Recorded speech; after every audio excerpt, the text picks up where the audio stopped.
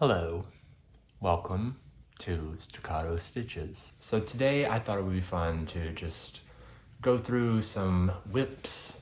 I got a lot of them, who doesn't? But first, let's talk about what I'm drinking. Can you guess what it is? This is a green smoothie, and inside this is a handful of kale, a handful of spinach, some water, some frozen fruit, some ginger, like that much ginger, some chia seeds, some flax seeds, a banana, blended up in a Vitamix. It's like a whole meal in a cup, and it's delicious. I normally drink this for breakfast on the way to school. When I get to school, all my kids are like, "Ugh, what are you drinking?" But it's delicious. So let's get started. So I think I'm gonna start with, let's do knitting. So anything I talk about, I will either pop up on the screen, or I will link it in the show notes. So the first thing up is my little pocket square. This is, I believe, by Le Croissant, and I'm almost done. I'm on the corrugated ribbing. I did it once already and realized that I doubled the row by accident.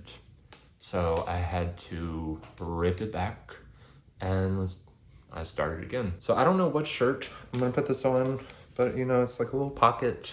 I have the same style shirt, the V-neck in kind of like a sky blue, light blue. Might put it on that, but I kind of like it on this one. So when we're finished with that, we will see. It's in the moss stitch. So it's got a little bit of stretch, but it's kind of perfect for a pocket. I don't know how functional it's gonna be, but you know, I kind of like the contrast of the dark gray to the multicolored yarn. I don't even remember what yarn this was, but is these two. Pretty sure it's merino from somewhere. I don't know. So that'll get done pretty soon, probably. This is not a WIP. This is my shawlography. This is about 95% handspun. I made this 2 years ago. Well, I started it 2 years ago, finished it last year. I don't know if you've done one of Stephen West's patterns. They're all very quirky. This one is just non-functional. Like, this thing is huge. This comes down to my knees when I wear it, and I'm 6'3", so it's pretty gigantic. Like, if I wrap it around, like, I'm sure it would be awesome if I lived somewhere that got super cold, but I'm not gonna wear this out. But I do wear it in the morning sometimes when I'm a little chilly. It's supposed to get cooler here in North Mississippi starting tomorrow. Today was, I think I got up to 94. A couple days ago it got 99, but tomorrow it's gonna be 86 and maybe a little rain. So yippee. But the reason it took so long to finish is because look at how long this row is, okay? Starts here, goes all the way, keeps going, keeps going, keeps going, keeps going, and then it ends. I think it was about 580 stitches. And then when I finished and was ready to do the I-cord bind off, I was like, oh, I'm binding off, finally. Y'all, this bind off took like 3 hours to do. 580 stitches of an I-cord bind off. I mean, it looks good, but that was a little painful. If you're familiar with this pattern, you probably also noticed that I did not do the border that he recommended. So I actually took this little pattern here, this little slip stitch pattern. I think it's from his rainy day shawl or raindrops in the dew, or one of those. Rain or shine, that's it, rain or shine shawl. It has this stitch pattern. So I just did that, and then just kind of did whatever I wanted at the end, and then I bound it off. I'm really happy with it. It's very warm. I think I like the colors. I mean, I spun all the yarn, so I liked it when I spun it. Yeah, so that's my shawlography. Gigantic, gigantic. All right, next up, let's talk about the baby surprise jacket, jumper, sweater thing, cardigan. So this was originally for one of my sister's kids, but then it just sat in my closet, just waiting to have buttons put on it. And now my nephew is too big for this. But my other sister just had a baby and this would fit him perfectly. So I've got some buttons that I'm gonna put on here.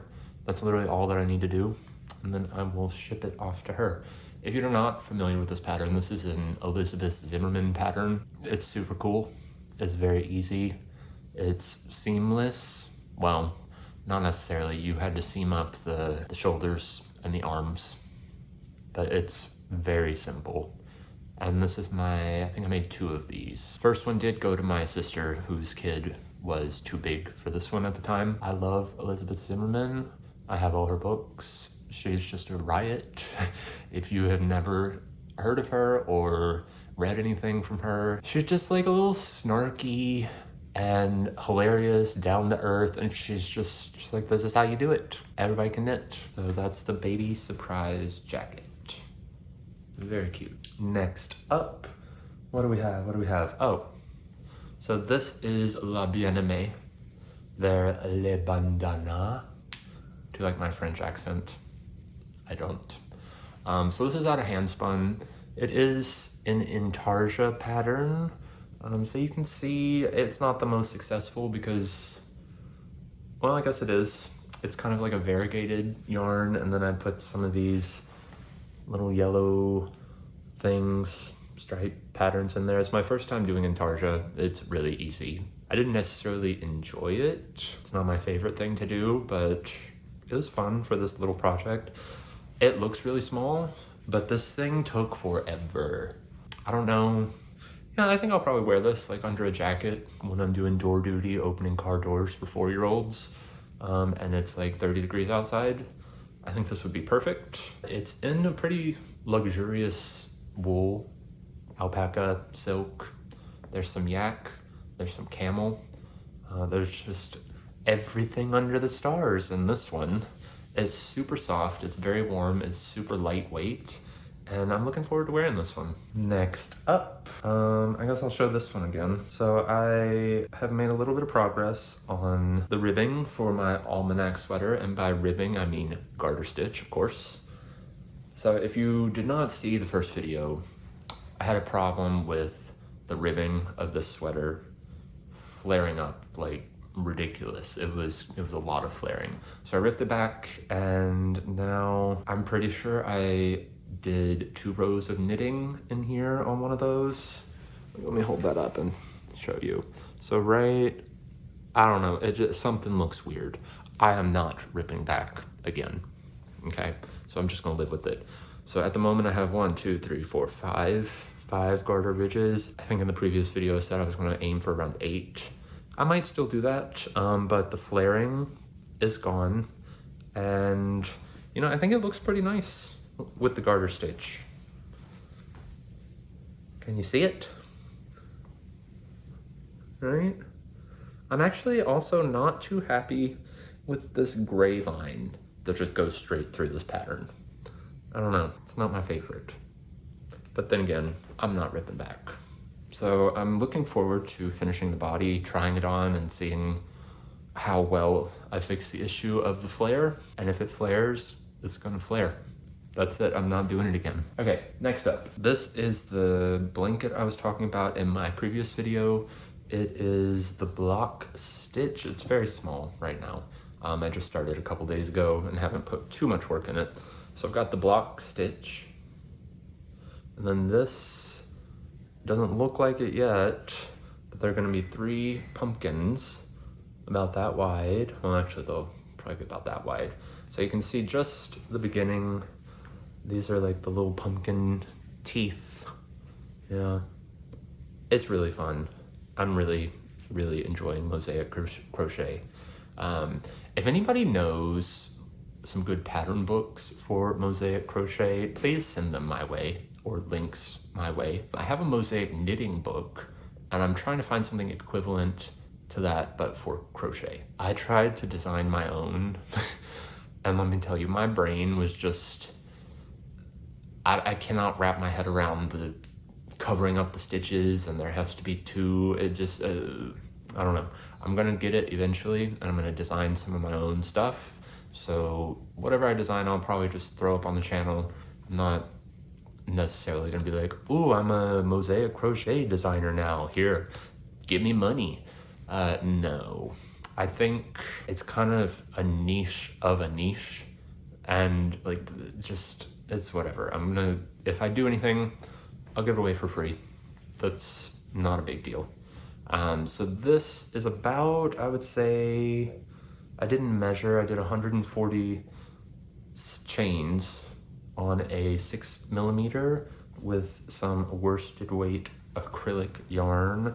I used to have a thing of like, I don't use acrylic, but let's be honest, it's blanket, it's acrylic. So I don't think I can even show all of it in one go, but that's what it is. Actually, am I beautiful? I'll keep you updated on the progress. Let me take a sip of my drink. All right, next up. So I think it was 2 weekends ago, I was on Pinterest. I don't know how many of y'all just scroll through Pinterest and look at crochet stuff, but I love crochet charts. Like, absolutely, just, they're fascinating. Absolutely love them. I'm gonna do some videos on that because there is a program called, I wanna say it's called like Crochet Stitches or Crochet Charts. I think that's it, Crochet Charts, where you can go in and just create charts. It's super fun, it's a little tedious. It's like working with a program from 1990.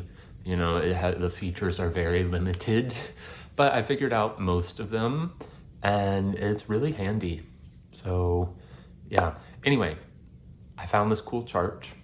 If I can remember where it is, pretty sure I saved it to a board. I will link it, but I made rug. So here is my rug. It is filled with mistakes.